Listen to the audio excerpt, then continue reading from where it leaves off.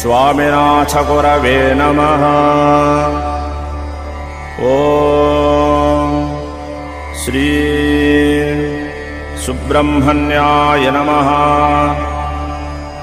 ॐ श्री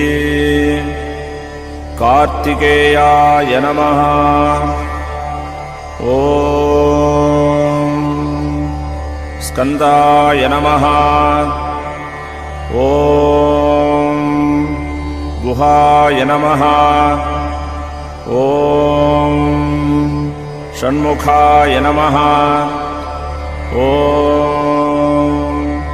फालनेत्रसुताय नमः। ॐ प्रभवे नमः। ॐ पिङ्गलाय नमः। ॐ कृत्तिका